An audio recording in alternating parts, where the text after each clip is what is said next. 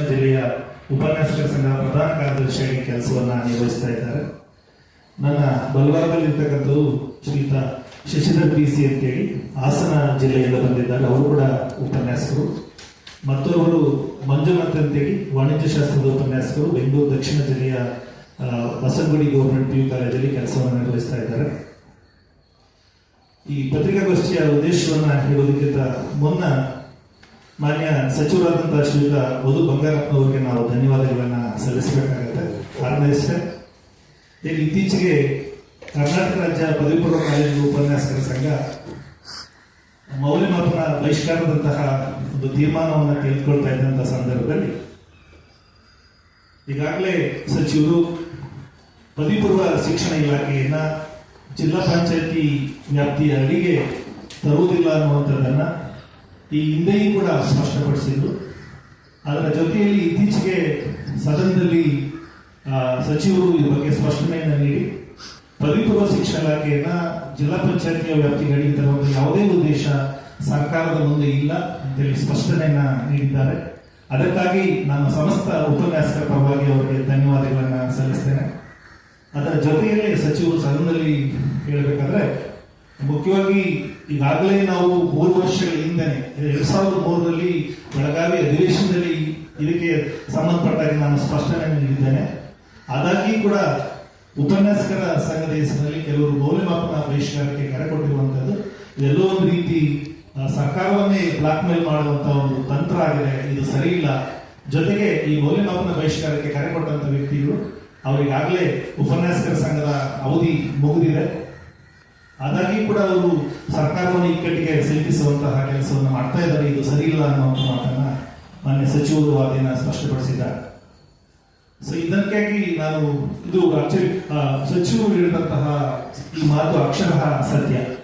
ಕಾರಣ ಇಷ್ಟೇ, ಸೊ ಉಪನ್ಯಾಸಕರ ಸಂಘದ ಪದಾಧಿಕಾರಿಗಳ ಅವಧಿ ಮುಗಿದು ಈಗಾಗಲೇ 2 ವರ್ಷ ಮೀರಿದೆ.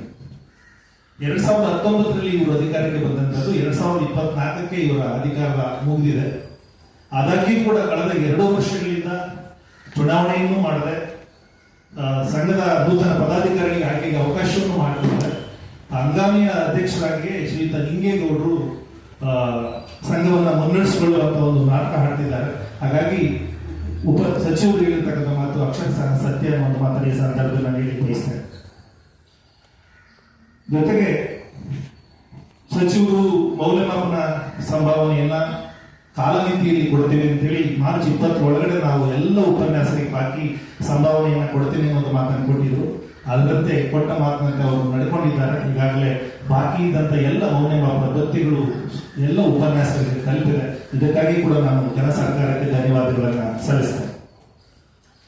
ಬಂಧುಗಳೇ, ಈಗಾಗಲೇ ಸಚಿವರು ಸದನದಲ್ಲಿ ಹೇಳಿದ ಹಾಗೆಯೇ ಈಗಾಗಲೇ ನಾನು ಸ್ಪಷ್ಟನೆಯನ್ನು ಕೊಟ್ಟಿದ್ದೇನೆ ಕೂಡ. ಸೊ ಇದು ಶ್ರೀಯುತ ನಿಂಗೇಗೌಡರು ತಮ್ಮ ಅಧಿಕಾರದ ಅವಧಿ ಮುಗಿದು 2 ವರ್ಷ ಕಳೆದಿದೆ. ತಮ್ಗೆಲ್ರಿಗೂ ಗೊತ್ತಿದೆ ಅಂತ ಭಾವಿಸ್ತೇನೆ. 2019 ಫೆಬ್ರವರಿಯಲ್ಲಿ ಶ್ರೀಯುತ ತಿಮ್ಮಯ್ಯ ಪುರ್ಲೆ ಅವರ ಅಧ್ಯಕ್ಷತೆಯಲ್ಲಿ ಸಂಘ ರಚನೆ ಆಯಿತು. ಸೊ ತಿಮ್ಮಯ್ಯ ಪುರ್ಲೆ ಅವರು 1 ವರ್ಷ ಮಾತ್ರ ಅಧಿಕಾರದಲ್ಲಿದ್ದು ಅವರ ವೈಯಕ್ತಿಕ ಕಾರಣಕ್ಕಾಗಿ 2020ರಲ್ಲಿ ಅವರು ರಾಜೀನಾಮೆಯನ್ನ ಸಲ್ಲಿಸಿ ಸಂಘದಿಂದ ಹೊರ ಹೋಗಿ ಆ ಮುಂದಿನ ಅವಧಿಗೆ ಶ್ರೀಯುತ ನಿಂಗೇಗೌಡರನ್ನ, ಆಗ ಪ್ರಧಾನ ಕಾರ್ಯದರ್ಶಿ ಆಗಿದ್ದಂತಹ ನಿಂಗೇಗೌಡರನ್ನ ಕೋಆಪ್ ಮೂಲಕ ಅಧ್ಯಕ್ಷರಾಗಿ ಅವರನ್ನ ನೇಮಕ ಮಾಡಿದ್ವಿ. ಹಾಗಾಗಲೇ ಅವರ ಅವಧಿ 2024 ಫೆಬ್ರವರಿಗೆ ಮುಗಿದಿದೆ. ಸೊ ಅವರು ಉಪನ್ಯಾಸಕರು ಎಷ್ಟು ಮನವಿ ಮಾಡಿದ್ರು ಕೂಡ ಚುನಾವಣೆ ನಡೆಸುವಂತಹ ಯಾವುದೇ ಒಂದು ಇಚ್ಛೆಯನ್ನು ವ್ಯಕ್ತಪಡಿಸಲಿಲ್ಲ. ಕಡೆಗೆ 2025 ಡಿಸೆಂಬರ್ ಅಲ್ಲಿ ಜಿಲ್ಲಾ ಸಹಕಾರ ಉಪನಿಬಂಧಕರ ಹತ್ರ ನಾವು ಅರ್ಜಿ ಸಲ್ಲಿಸಿದ್ವಿ. ಇವರ ಅವಧಿ ಮೀರಿದೆ, ಆದರೂ ಕೂಡ ಇವರು ಚುನಾವಣೆ ನಡೆಸ್ತಾ ಇಲ್ಲ. ಆ ಕಾರಣಕ್ಕಾಗಿ ನೀವೇ ಮಧ್ಯಪ್ರವೇಶ ಮಾಡಿ ಸಂಘಕ್ಕೆ ಆಡಳಿತಾಧಿಕಾರಿಗಳನ್ನು ನೇಮಿಸಿ ಪಾರದರ್ಶಕವಾಗಿ ಎಲ್ಲ ಅನುದಾನಿತ ಮತ್ತು ಸರ್ಕಾರಿ ಪದವಿ ಪೂರ್ವ ಕಾಲೇಜಿನ ಎಲ್ಲ ಉಪನ್ಯಾಸಕರಿಗೆ ಸದಸ್ಯತ್ವಕ್ಕೆ ಅವಕಾಶವನ್ನು ಕೊಟ್ಟು ಮುಕ್ತ ಮತ್ತು ಪಾರದರ್ಶಕವಾದಂತಹ ಚುನಾವಣೆಯನ್ನ ತಾವು ನಡೆಸಬೇಕು ಅಂತೇಳಿ ನಾವು ಉಪನಿಬಂಧಕರ ಮನವಿಯನ್ನು ಸಲ್ಲಿಸಿದ್ವಿ. ಆದರೆ ಅದು ಯಾವುದೇ ರೀತಿಯ ಪ್ರಯೋಜನ ಆಗಲಿಲ್ಲ. ಸುಮಾರು 6 ತಿಂಗಳ ನಂತರ ಮಾನ್ಯ ಉಪನಿಬಂಧಕರು ನಿಮ್ದು ಚುನಾವಣಾ ತಕರಾರು ಅರ್ಜಿ ಇದು, ಹಾಗಾಗಿ ಇದನ್ನು ಇತ್ಯರ್ಥಪಡಿಸುವಂತ ಅಧಿಕಾರ ನನ್ನ ವ್ಯಾಪ್ತಿಗಿಲ್ಲ, ನೀವು ಮುಂದೆ ಕೋರ್ಟಿಗೆ ಹೋಗಿ ಇದನ್ನ ಇತ್ಯರ್ಥಪಡಿಸಿಕೊಳ್ಳಿ ಅನ್ನುವಂತಹ ಒಂದು ತೀರ್ಪನ್ನು ಅವರು ಕೊಟ್ಟರು. ಸೊ ವಿಧಿ ಇಲ್ಲದೆ ನಾವು ಹೈಕೋರ್ಟ್ ಮೊರೆಯನ್ನು ಹೋದ್ವಿ. ಅಂದ್ರೆ ಹೈಕೋರ್ಟಿಂದ ಇನ್ನು ಬೆಂಚ್ ಹತ್ರ ರೀಚ್ ಆಗದೆ ಅದಕ್ಕೆ ಸಂಬಂಧಪಟ್ಟಂತಹ ತೀರ್ಪು ಇನ್ನೂ ಹೊರ ಬಂದಿಲ್ಲ.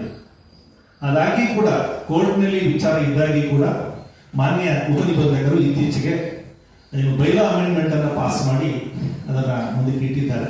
ಸೊ ಇದು ನಿಜವಾಗ್ಲೂ ಉಪನ್ಯಾಸಕರ ಪಾಲಿಗೆ ದೊಡ್ಡ ನಷ್ಟ ಅಂತೇಳಿ ನಾನು ಅವ್ರು ಹೇಳಿಕೆ ಭಾವಿಸ್ತೇನೆ.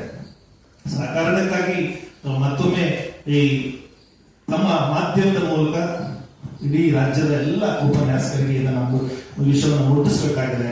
ಹಂಗಾಗಿ ಅಧ್ಯಕ್ಷರು ತಮ್ಮ ಸ್ವಾರ್ಥ ಮತ್ತು ಅಧಿಕಾರದ ಲಾಲಸೆಗಾಗಿ ಉಪನ್ಯಾಸಕರನ್ನ ವಿಶ್ವಾಸಕ್ಕೆ ತೆಗೆದುಕೊಳ್ಳದೆ ಅಧ್ಯಕ್ಷ ಗಾದಿಯಲ್ಲಿ ಮುಂದುವರಿದ ಉಪನ್ಯಾಸಕರಿಗೆ ಉಪಯುಕ್ತವಾದಂತಹ ಯಾವುದೇ ಕಾರ್ಯಕ್ರಮಗಳನ್ನ ಅನುಷ್ಠಾನ ತರಿಸುವಲ್ಲಿ ಅಥವಾ ಅವರಿಗೆ ನ್ಯಾಯ ಒದಗಿಸುವಲ್ಲಿ ವಿಫಲರಾಗಿದ್ದಾರೆ ಅನ್ನೋ ಮಾತನ್ನ ಈ ಸಂದರ್ಭದಲ್ಲಿ ನಾನು ಹೇಳಕ್ ಬಯಸ್ತೇನೆ.